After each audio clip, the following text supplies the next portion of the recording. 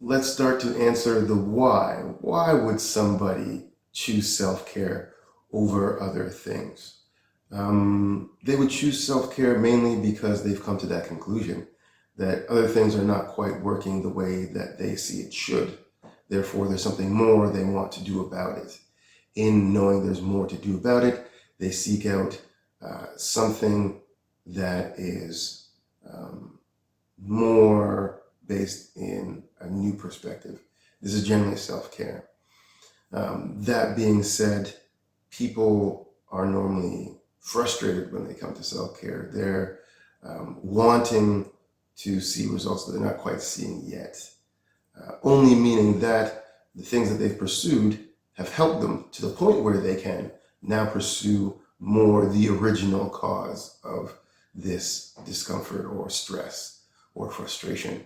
And so the people that tend to gravitate towards self-care are generally more mature in their health journey and also seeking something greater than they previously have and seeking results that are not necessarily catered to with the style of healthcare that we're currently offering, per se. Self-care in itself is always complementary to all things. So it's kind of like, if you will, the thing that connects all health practices. So where we think of, well, I'm going to go to a massage therapist and I'm also going to go to a physiotherapist and I have my team that's also a chiropractor, and we say these three things working in the individual create balance. This is not quite true because there are three separate things. So then we'd say, okay, well, let's go to a multidisciplinary clinic where these things are all in the same spot. I've found from experience and looking into it that the majority of these multidisciplinary places are more just convenient than they are synergistic. Yeah, that's it. So they do have a massage therapist and a chiropractor, and the chiropractor says, hey, you need to see the massage therapist because they're going to help you with this thing, and then come back to me and I can do this. So we see here that they are closer in proximity and closer in connection, but they're not quite the combination of each other, right? They're still separate. In fact, if you inquire to these professionals more or less, what is it about this massage therapist you're referring to me that's really great?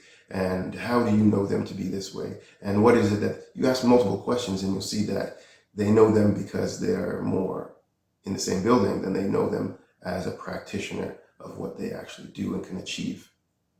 So it's more just a close referral.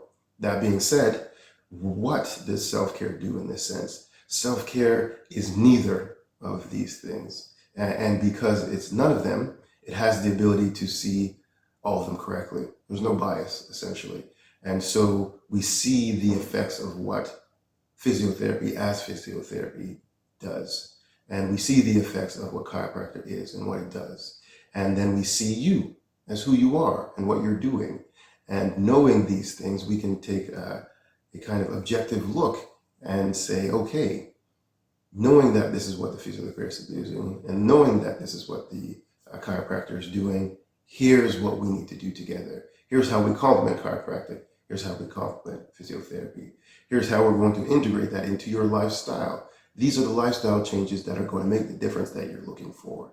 In fact, if we change this thing over here, because this is kind of challenging right now, and we do this for the meanwhile, you'll build the skills to then come back to this on a different level. You see, there's a lot more coordination that goes on than just the therapy as in the physical application of a practitioner to client.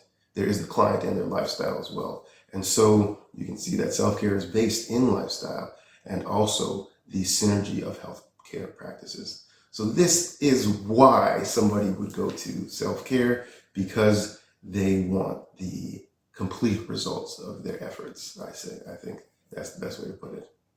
Thank you.